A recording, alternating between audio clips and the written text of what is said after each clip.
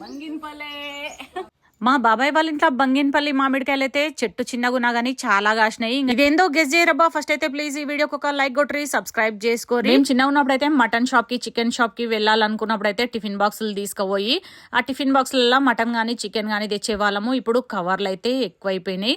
కవర్లలో తెస్తారు చాలా మంది. కవర్లు అయితే మానేసేరబ్బా. మనం ఎక్కడి నుంచి స్టార్ట్ అయినామో అక్కడికే వెళ్తున్నాం అనేది మళ్ళీ ఒకసారి ప్రూవ్ అవుతుందన్నమాట. మేక రక్తము తీసుకొచ్చిన తర్వాత మసలే నీళ్ళలా వేసేసుకొని ఇట్లా 10 minutes ఉడికించుకున్న తర్వాత వాటర్ ఉంపేసి ఇట్లా చూపించిన విధంగా ముక్కలు అయితే కట్ చేసి పక్కన పెట్టేసేయాలి. నలుపు ఫ్రై ఎంత మందికి ఇష్టమో నాకు కామెంట్ బాక్స్ లో కామెంట్ చేయరి. ఫస్ట్ అయితే ప్లీజ్ ఈ వీడియోకి ఒక లైక్ కొట్టరి. నలుపు ఫ్రై చేయడానికి అయితే నూనె జరంతా ఎక్కువనే వేసేసుకొని ఉల్లిగడ్డ ముక్కలు అల్లం ఎల్లిగడ్డ పేస్ట్ అట్లనే కరివేపాకు కూడా వేసి మంచిగా ఫ్రై చేసుకున్న తర్వాత పసుపు కూడా ఇందులోనే వేసేసుకోవాలి.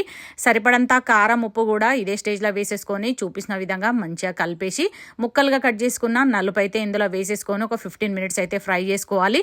గరం మసాలా పౌడర్ అయితే వేయలేదబ్బా, మీరు కావాలంటే వేసుకోరి. ఈ వీడియోలో ఛానల్ నేమ్ కింద లింక్ ఇచ్చేస్తా. ఫుల్ వీడియో అయితే చూసేరి. నలుపు ఫ్రై అయితే కమ్మగా కుదిరింది. ఈ వీడియో నచ్చితే లైక్ కొట్టరి. Thanks for watching. బాయ్.